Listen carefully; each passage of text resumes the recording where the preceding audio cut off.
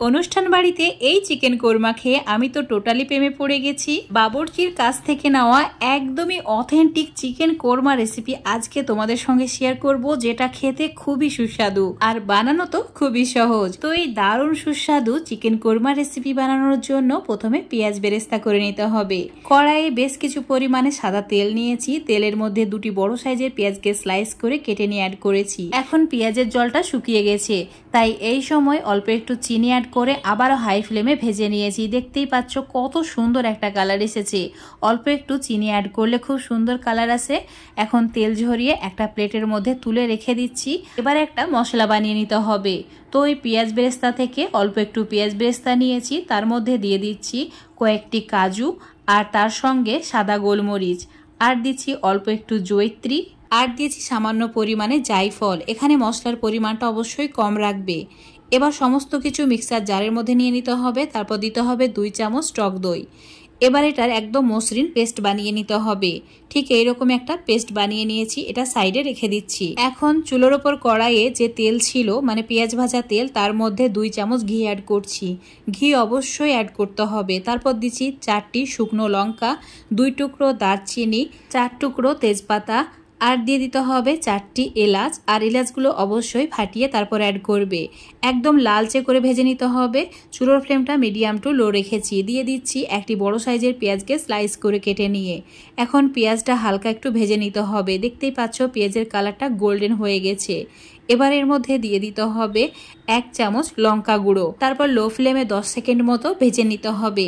দেখতেই পাচ্ছ সুন্দর একটা কালার চলে এসেছে। এবার দিয়ে দিতে হবে বড় চামচের 1 চামচ আদা রসুন বাটা। তার সঙ্গে দিয়ে দিতে হবে জিরে গুঁড়ো 1/2 চামচ, স্বাদ মতো নুন, মানে এখানে 1 চামচ নুন অ্যাড করেছি। আর যে পেস্টটা বানিয়ে রেখেছিলাম সেই পেস্টটা সম্পূর্ণ অ্যাড করেছি।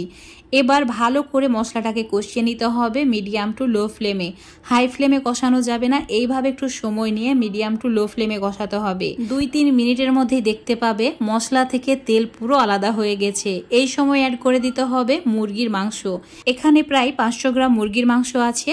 মুরগির মাংসের পরিবর্তে মাটন দিয়েও তোমরা এই রেসিপিটা বানিয়ে নিতে পারবে খুবই সহজে। তো এখন ভালো করে মশলার সঙ্গে আবারও কষিয়ে নিতে হবে।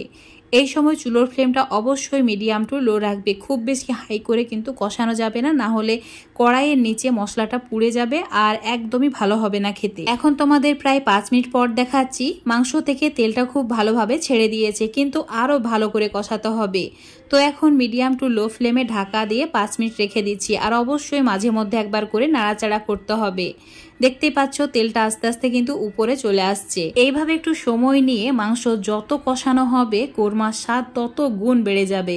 খেতে হবে একদম অমৃত, এতটাই সুস্বাদু যে বারবার বানিয়ে খেতে মন চাইবে।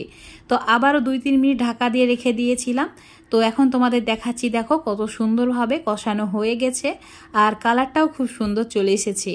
তো এবার দিয়ে দিতে হবে জল। তো এখানে প্রায় 1.5 কাপ মতো জল অ্যাড করেছি, যাতে মাংসটা খুব ভালোভাবে সেদ্ধ হয়ে যায়। চুলোর ফ্লেমটা মিডিয়াম টু হাই করে দিতে হবে। ভালো করে মিশিয়ে নেওয়ার পর ঢাকা দিয়ে দিতে হবে। আর ঢাকা দিয়ে 7 থেকে 10 মিনিট মতো রান্না করতে হবে, মানে চিকেনটা যতক্ষণ না সেদ্ধ হচ্ছে। তোমাদের 10 মিনিট পর দেখাচ্ছি।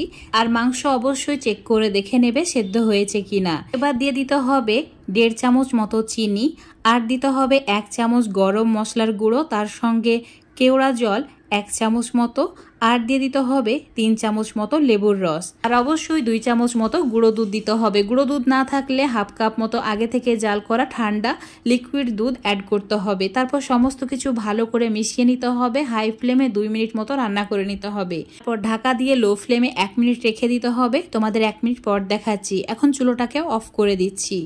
দেখতেই পাচ্ছ কত সুন্দর একটা কালার চলে এসেছে। তো এবার এর মধ্যে সামান্য পরিমাণে পেঁয়াজের বেরেস্তা, যেটা প্রথমে করে রেখেছিলাম, এভাবে ছড়িয়ে দিতে হবে। তারপর ঢাকা দিয়ে 5 থেকে 6 মিনিট রেখে দিলেই রেডি হয়ে যাবে দারুণ সুস্বাদু কোরমা। এটা রুটি, পরোটা, ফ্রাইড রাইস যেটার সাথেই খাবে খুবই ভালো লাগে খেতে। একবার এইভাবে বানিয়ে খেয়ে দেখবে। একবার খাওয়ার পর মনে হবে এটাই বারবার বানিয়ে খায়, এতটাই সুস্বাদু। আজকের এই কোরমা রেসিপিটা যদি তোমাদের ভালো লেগে থাকে অবশ্যই এইভাবে একবার বানিয়ে খেয়ে দেখবে। আর রেসিপি ভালো লাগলে লাইক, শেয়ার, কমেন্ট করে দেবে। ফেসবুক পেজ থেকে দেখলে পেজটাকে ফলো করে নেবে। ইউটিউব থেকে দেখলে চ্যানেলটাকে সাবস্ক্রাইব করে রাখবে আরও এরকম রেসিপিগুলো পাওয়ার জন্য। দেখতে পাচ্ছ কতটা সুন্দর হয়েছে।